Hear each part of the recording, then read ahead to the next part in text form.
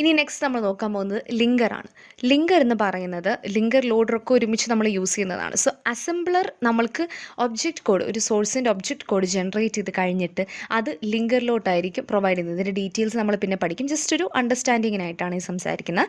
അപ്പം ഈ ഒരു ഒബ്ജക്റ്റ് കോഡ്, അതായത് അസംബ്ലർ ജനറേറ്റ് ചെയ്യുന്ന ഈ ഒരു ഒബ്ജക്റ്റ് കോഡിനെ നമ്മൾ എക്സിക്യൂട്ടബിൾ കോഡായിട്ട് മാറ്റുകയാണ് ചെയ്യുന്നത്.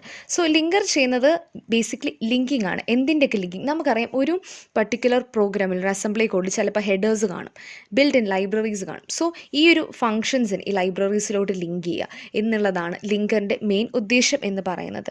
സോ ലാർജ് പ്രോഗ്രാംസ് ആണെന്നുണ്ടെങ്കിൽ ചിലപ്പോൾ അത് സബ് പ്രോഗ്രാംസ് ആയിട്ട് ഡിവൈഡ് ചെയ്യും, അല്ലെങ്കിൽ മോഡ്യൂൾസ് ആയിട്ട് ഇതിനെ ഡിവൈഡ് ചെയ്യും. സോ ഈ ഒരു മോഡ്യൂൾസിന് ഓരോ മോഡ്യൂൾസായിട്ടും ഈ ഒരു ഒബ്ജക്റ്റ് മോഡ്യൂൾസായിട്ട് നമ്മളിതിനെ മനസ്സിലാക്കി കഴിഞ്ഞേച്ച് ഈ ഒരു പ്രോഗ്രാമിനെ നമ്മൾ ലിങ്ക് ചെയ്യുക, കമ്പൈൻ ചെയ്യുക as A single executable file. So ഇവിടെ നമ്മൾക്ക് വരുന്നത് ബേസിക്കലി 2 ഫങ്ഷൻസ് ആണ്.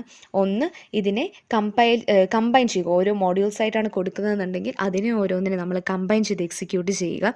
അല്ല എന്നുണ്ടെങ്കിൽ നമ്മൾ ഈ ഒരു ഹെഡേഴ്സ് അല്ലെങ്കിൽ ഓരോ ബിൽറ്റ് ഇൻ ലൈബ്രറീസിനെയും ലിങ്ക് ചെയ്യുക. ഇത്രയും കാര്യങ്ങളാണ് നമ്മൾ ലിങ്കർ യൂസ് ചെയ്ത് ചെയ്യുന്നത്. 2 ടൈപ്സ് ഓഫ് ലിങ്കേഴ്സ് ആണുള്ളത്, ലിങ്കേജ് എഡിറ്ററും ഡൈനാമിക് ലിങ്കറും. ലിങ്കേജ് എഡിറ്റർ ചെയ്യുന്നത് നമ്മളുടെ റീലോഡബിൾ അല്ലെങ്കിൽ എക്സിക്യൂട്ടബിൾ മോഡ്യൂൾസിന് ജനറേറ്റ് ചെയ്യുകയാണ് ചെയ്യുന്നത്. എന്നാൽ ഡൈനാമിക് ലിങ്കർ ഈ ഒരു ലിങ്കേജ്, ചില എക്സ്റ്റേണൽ മോഡ്യൂൾസിൻ്റെ ലിങ്കേജിന് ഇത് ഡിലേ ചെയ്യും. ഉള്ളി റൺ ടൈമിൻ്റെ സമയത്തോ അല്ലെങ്കിൽ ലോഡ് ടൈമിൻ്റെ സമയത്തോ മാത്രമേ ഇതിനെ ലിങ്ക് ചെയ്യത്തുള്ളൂ. സോ അത്രേ ഉള്ളൂ ലിങ്കർ. ഇപ്പോൾ ഒരു ഡയഗ്രം ഉണ്ട്, അപ്പോൾ അതിന് നമുക്ക് ലിങ്കറിൻ്റെയും ലോഡറിൻ്റെയും ഒരു മെയിൻ ഫങ്ഷൻസ് നമുക്ക് മനസ്സിലാക്കാനായിട്ട് സാധിക്കും. സോ ഈ എക്സിക്യൂട്ടബിൾ മോഡ്യൂൾ നമ്മൾ അടുത്ത പാസ് ചെയ്യുന്നത് ലോഡറിലോട്ടാണ്. നമുക്കറിയാം, ഒരു പ്രോഗ്രാമിന് റൺ ചെയ്യണമെന്നുണ്ടെങ്കിൽ അത് മെയിൻ മെമ്മറിയിലായിരിക്കണം റിസൈഡ് ചെയ്യുക. സോ ഈ ഒരു മെയിൻ മെമ്മറിയിലോട്ട് ഈ ഒരു പ്രോഗ്രാമിനെ ലോഡ് ചെയ്യുന്ന പരിപാടി ചെയ്യുന്നതാണ് ലോഡർ എന്ന് പറയുന്നത്. അതിന് 3 അപ്രോച്ചസ് ഇത് ഫോളോ ചെയ്യും: absolute, relocatable and dynamic run time. So first type നമ്മൾ നോക്കുവാണെങ്കിൽ absolute loading. So absolute loading എന്ന് പറയുമ്പം ഒരേ മെമ്മറി ലൊക്കേഷനിലോട്ട് നമ്മളൊരു എക്സിക്യൂട്ടബിൾ ഫയലിൽ നമ്മൾ ലോഡ് ചെയ്യുന്നതിനെയാണ് ആബ്സല്യൂട്ട് ലോഡിങ് എന്ന് പറയുന്നത്. അപ്പം ഇതിനെ നമ്മൾ മെയിൻ മെമ്മറിയിലോട്ട് ചെയ്യുമ്പോഴത്തേനും ഒരേ മെമ്മറി ലൊക്കേഷനിൽ തന്നെ ആയിരിക്കും എല്ലാ സമയവും നമ്മൾ ലോഡ് ചെയ്യുക.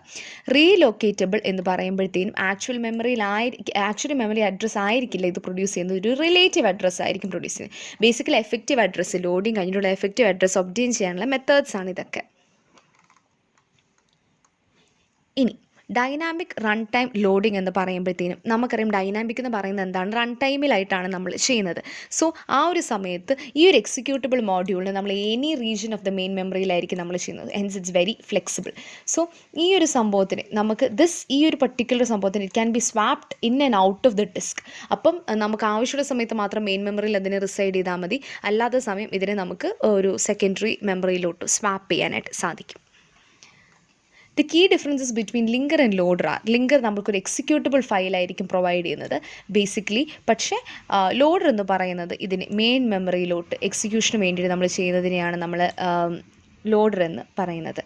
ലിങ്കർ ഒബ്ജക്റ്റ് മോഡ്യൂളിനെയാണ് ഇൻപുട്ടായിട്ട് എടുക്കുന്നത്. At the same time loader ഈ ഒരു ലിങ്കറിൽ നിന്ന് വരുന്ന എക്സിക്യൂട്ടബിൾ മോഡ്യൂളായിരിക്കും എടുക്കുന്നത്.